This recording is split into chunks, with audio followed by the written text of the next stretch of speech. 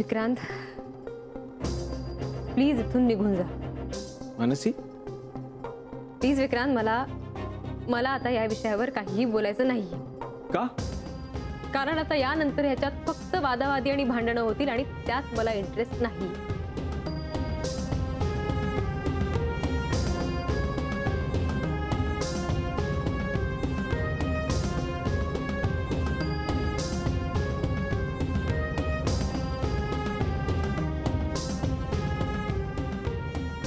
ठीक आहे, मग मीही बघतो तू ईशाला कशी घेऊन जातेस ते.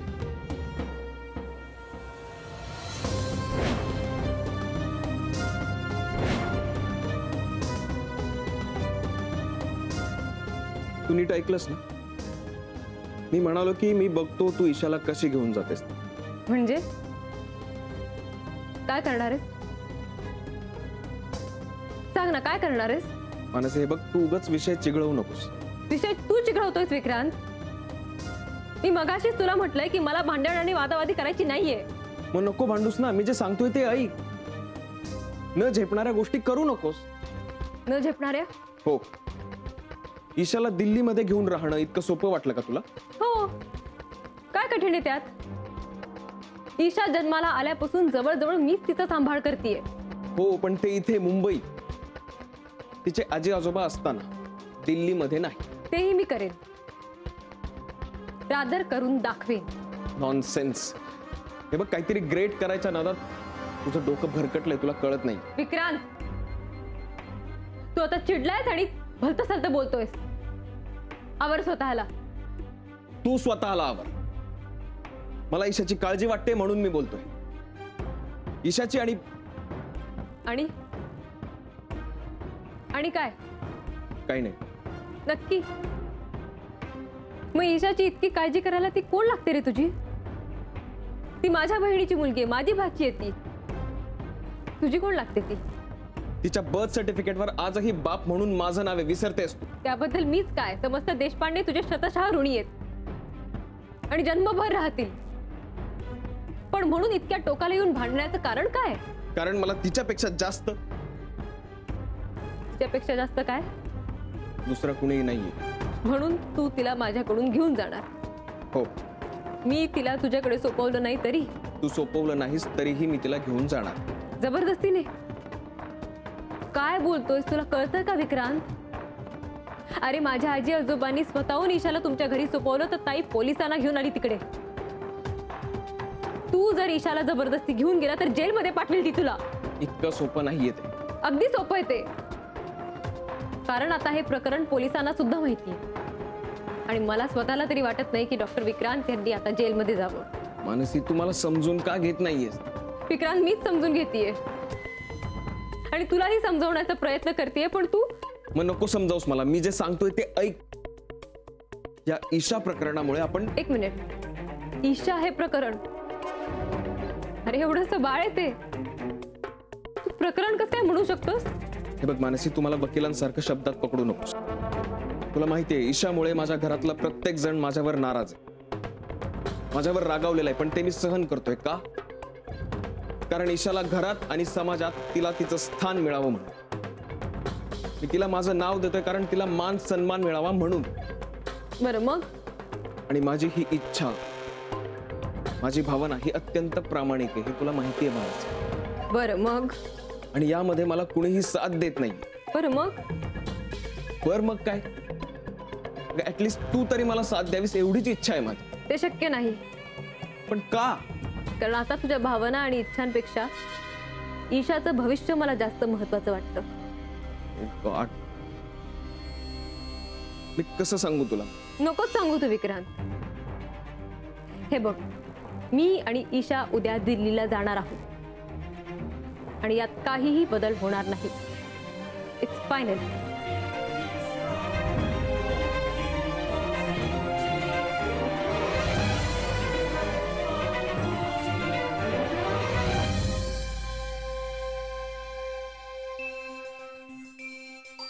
आजी, पुरणपोळ्या करतेयस का ग?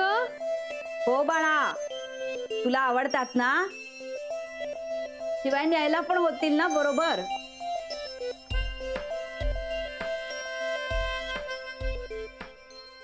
आजोबा हं? हे काय करताय तुम्ही? मी करते. नो नो नो नो, तू काहीही करायचं नाही. आज आम्ही दोघंच रोमॅन्टिक पुरणपोळ्या करणार आहोत. रोमॅन्टिक?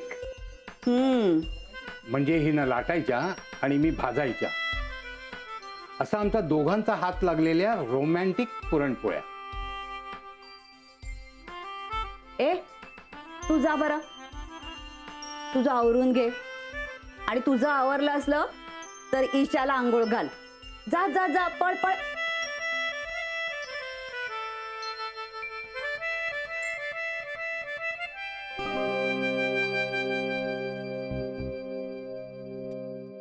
अहो ती पोळी उलटा ना, करपेल नाही तर.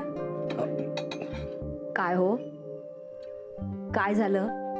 काही नाही, आपण कौतुकाने पुरणपोळ्या करतो आहोत, पण आजचा प्रसंग आनंदाचा आहे की दुःखाचा आहे, असा प्रश्न उभा राहिला मनात. मनू 2-3 वर्ष दूर जाणार म्हणून वाईट वाटत असलं तरी तिला आपण आनंदाने निरोप द्यायला हवा ना. आधी डोळे पुस, नाहीतर लाटेस त्या पोळीवर अश्रू पडून ती खारट व्हायची.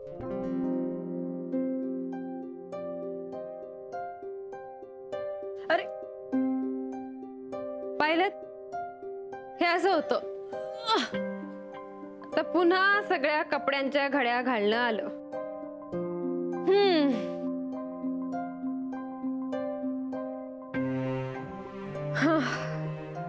आयुष्याचंही असंच असतं. एकदा घडी विस्कटली की विस्कटली, मग ती अशी काही शॉर्टकट करून घालता येत नाही. ती पुन्हा उघडून पहिल्यापासून व्यवस्थित घालावी लागते. माझ्या आयुष्याचंही असंच झालं. घडी विस्कटली ती विस्कटली, आता ती पुन्हा पहिल्यापासून घालणं आलं. तुमचं बरं आहे मॅडम, पण बरं काय म्हणा, आई लक्ष देईना. जन्मदाता कोण आहे, कुठे, त्याचा पत्ता लागेना. जो बाप म्हणून नाव द्यायला तयार आहे, तुम्हाला सांभाळायला तयार आहे, त्याला तसं कोणी करू देईना. तुमची अवस्था माझ्यासारखीच आहे हो. हेच मला तुझ्याकडून शिकायचंय. निष्कारण रडत बसायचं नाही, हसायचं. हसत मुखानं आयुष्याची घडी पुन्हा घालायला सुरुवात करायची. आपल्या आयुष्याची नवी घडी आपण इथे नाही, दिल्लीला जाऊन घालणार. काय मला माहितीये, वाटतं तितकं सोपं नाहीये, पण आपण हिंमत नाही हारायची. 4 चुका होतील त्या होऊ द्यायच्या, त्या सुधारत आपण पुढे जायचं एकमेकींच्या सोबतीने, आणि यश मिळवूनच परत यायचं.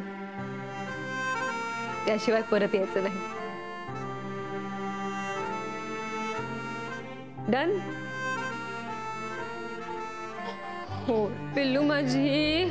ओले ओले ओले ओले ओले ओले ओले ओले ओले, काय झालं?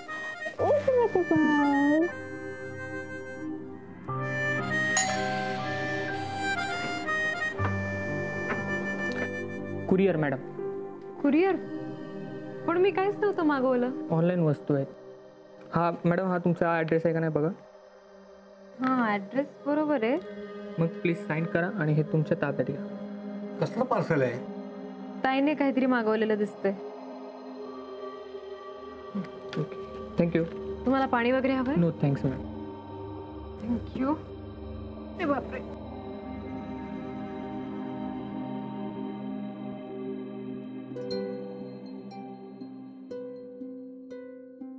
जड आहे का आजोबा? काय ग एवढं? अगं मोनिकानं काही वस्तू मागवल्या होत्या, त्या कुरिअर घेऊन आलाय. बघ तरी काय आहे ते. अरे यात baby soap, baby powder, baby oil, baby shampoo, हे सगळं. अगो बाई, ईशासाठी एवढ्या सगळ्या वस्तू? म्हणजे ही मोना ईशाला सांभाळणार आहे की काय? मालती, तब्येत बरी आहे ना तुझी? मोनिका आणि ईशाला सांभाळणार?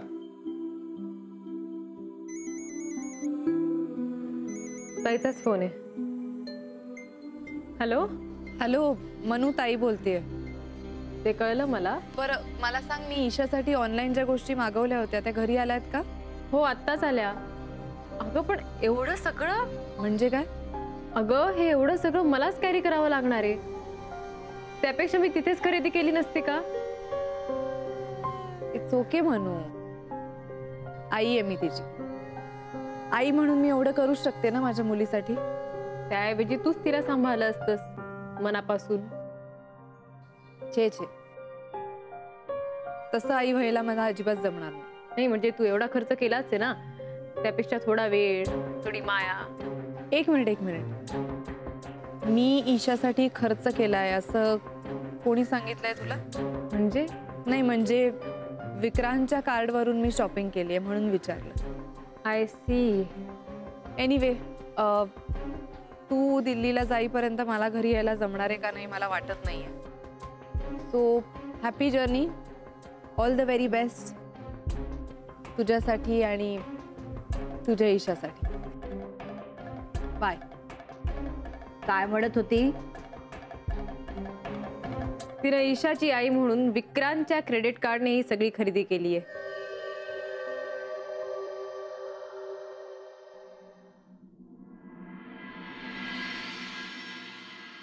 आजी येऊ का?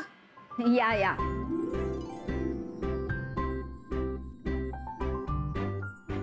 हे घे, हे काय काकी?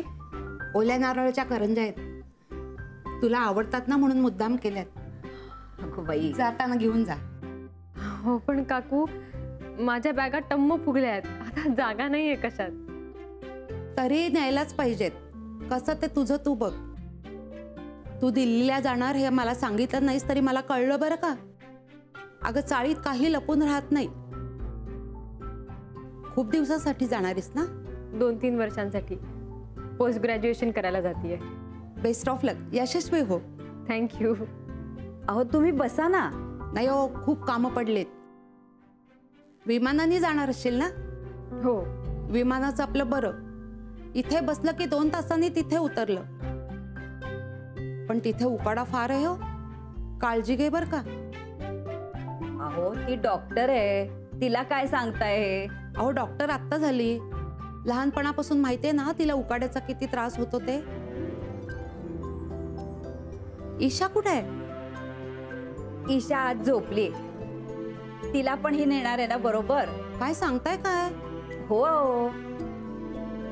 मी शिलाबाईंना म्हटलंच होतं ईशा पण जाईल मानसी बरोबर म्हणून. माझंच खरं ठरलं. येते हा मी. या या.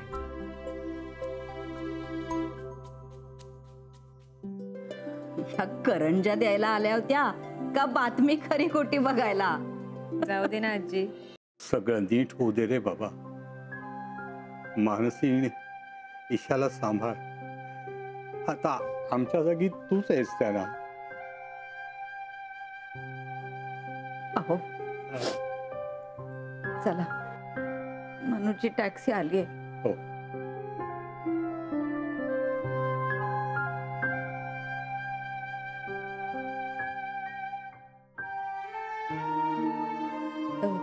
मोना कुठे गेली? अगं मगाशी मी बोलले तिच्याशी. तिच्या क्लायंटची रात्री पार्टी आणि त्याची तयारी तिला करावी लागणार आहे. कशी मुलगी आहे ही? आपली मुलगी बहीण परगावी जाताना हिला पार्टीची तयारी सुचते. अहो आजोबा, ते तिचं कामच आहे ना, ते तिला करायला नको का? असो, पोचल्यावर कळव. हा. आणि तुम्ही दोघंही स्वतःची आणि एकमेकांची उत्तम काळजी घ्या. प्रॉमिस?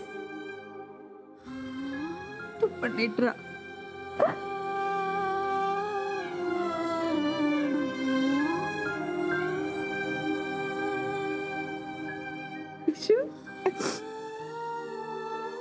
आजी. ही पुडी ठेव तुझ्याजवळ असू. बाय.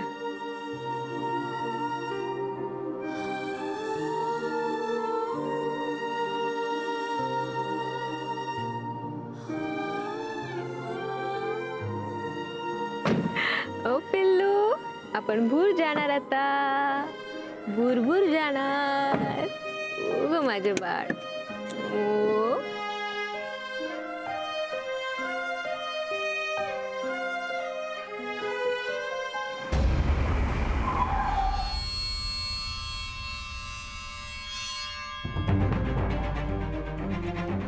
एक मिनिट हा.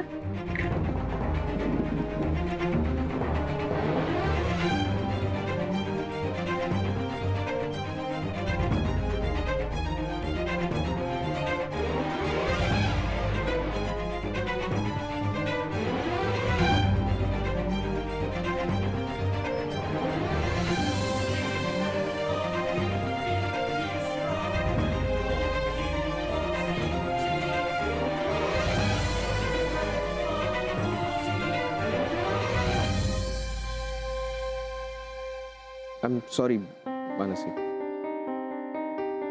I'm really sorry. मी काल तुझ्यावर ओरडायला नको होतं. मग आता काय? ईशाला घेऊन जायला आलाय? हा? नाही, तू काल धमकी दिलीस ना मला. बघू कशी घेऊन जातेस ईशाला. मी फक्त ईशाला न्यायला आलो नाहीये. मग मानसी, मी तुलाही सांगायला आलोय की तूही जाऊ नकोस प्लीज. विक्रांत, तू आत्ता इथे? हो,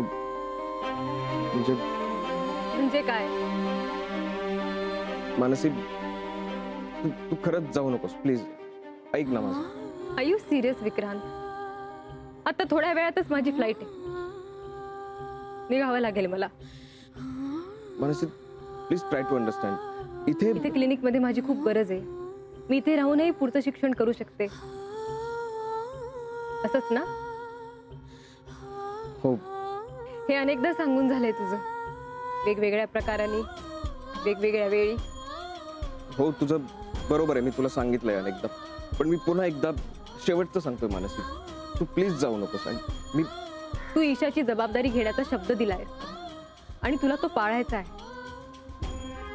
पण मी इथे थांबण्याने तुझी आणि ईशाची कायम फरफटच होणार आहे. मला स्पष्ट दिसतंय ते, आणि ते मला व्हायला नकोय. त्यामुळे तू कितीही म्हटलंस तरी मी इथे थांबणार नाहीये. मानसी, मी मनापासून सांगतोय, तू माझं प्लीज ऐक. मानसी, अगं तेवढंच नाहीये. हे बघ, तू जाणं कॅन्सल कर ना. मी तुला समजावून सांगतो. मला काहीही समजून घ्यायचं नाहीये विक्रांत. नको जाऊस प्लीज.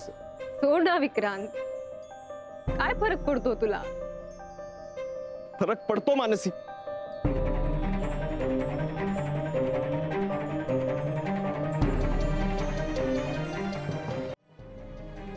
मला फरक पडतो.